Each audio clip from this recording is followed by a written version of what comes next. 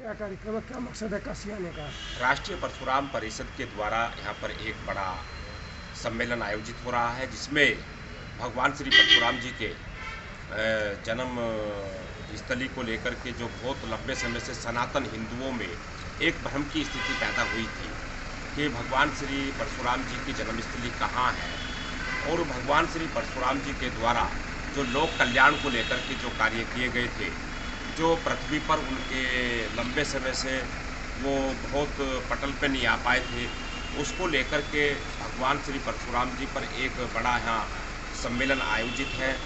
जिसमें भगवान श्री परशुराम जी की तपोस्थली का आज घोषणा होगी, भगवान श्री परशुराम जी की साधना भूमि की घोषणा होगी। भगवान परशुराम जी ने लोक कल्याण को लेकर के राक्षसों का किस किस का वध किया था, उसको किस किस राक्षसों को मौत के घाट उतारा था, जो लोक कल्याण शांति स्थापित की गई थी, उस समय सुशासन का राज स्थापित करने वाले भगवान श्री परशुराम जी पहले एक मानव के रूप में, अवतार के रूप में जब पृथ्वी पर आए थे, उन्होंने पृथ्वी पर आकर के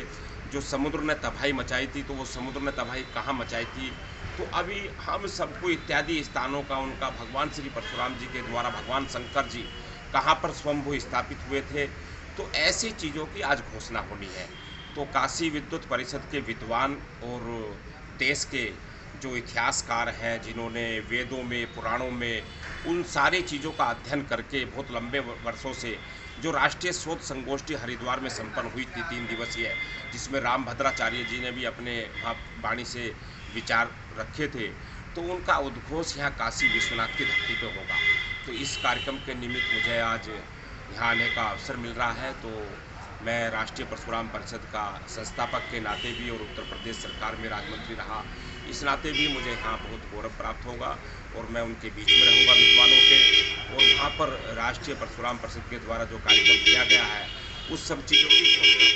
गुरु जी, एक चीज़ देख रहे हैं, जब चुनाव आता है तो प्रसाद सबसे याद आते हैं, लेकिन चुनाव बाद धीरे धीरे भूल जाते हैं। दरअसल वे राजनीतिक दल जो है, जिनको मतदाताओं को लुभाना है, वे ऐसा काम करते हैं, लेकिन ये राष्ट्रीय परशुराम परिषद पिछले 7 वर्षों से लगभग लगातार एक के बाद भारतवर्ष के अंदर जो हमारे वेद हैं, पुराण हैं, हमारे साहित्य हैं, हिंदू संस्कृति का जो पूरा व्याख्यान है, उसकी खोज की गई है। वो ये कार्यक्रम आज काशी विश्वनाथ की धरती पे पहला नहीं हो रहा, पहले भी हुआ है यहाँ पर, लेकिन चुनाव के दरमियान नहीं हुआ, चुनाव को देखते हुए नहीं हुआ। राष्ट्रीय परशुराम परिषद ने यहाँ एक दिन का और कार्यक्रम किया था, जिसमें विचार मंथन हुआ था, लेकिन उसके बाद जब राष्ट्रीय शोध संगोष्ठी हरिद्वार में संपन्न हुई, तो उसका चुनाव से लेना देना नहीं है। ये भगवान श्री परशुराम जी के जीवन संस्मरण को लेकर के हो रहा है।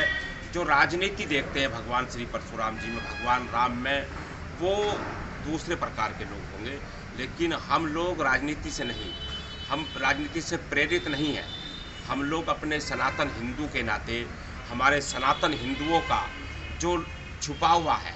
और भगवान परशुराम जी पहले अवतार थे। भगवान परशुराम जी जिन्होंने यहाँ पृथ्वी पर आकर के नारी शक्ति का सम्मान पहले बचाया था, जहाँ लोक कल्याण स्थापित किया था, ऐसे भगवान परशुराम जी की चीज़ों को मैं आपसे भी अगर सवाल करूँ तो आपको आज तक जन्मस्थली का नहीं पता होगा। भगवान राम की जन्मस्थली आप एकदम बता देंगे, भगवान श्री कृष्ण जी की जन्मस्थली आप बताएंगे, लेकिन भगवान श्री परशुराम जी का मैं पूछूंगा तो आप बगले झाँकोगे या गूगल देखने लगोगे अभी।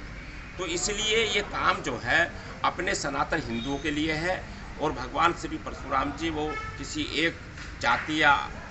उसके सब हिंदू नहीं थे, वो केवल भगवान श्री परशुराम सनातन हिंदुओं के भगवान थे। इतना बढ़िया आपने रास्ता बनवा दिया है कि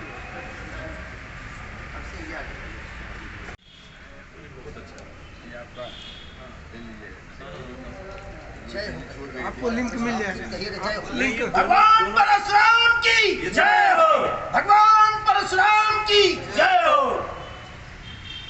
2 बजे का केन पांडे जी वाला आवाज, मैक्सवेल वाले, उनका जो आवाज है।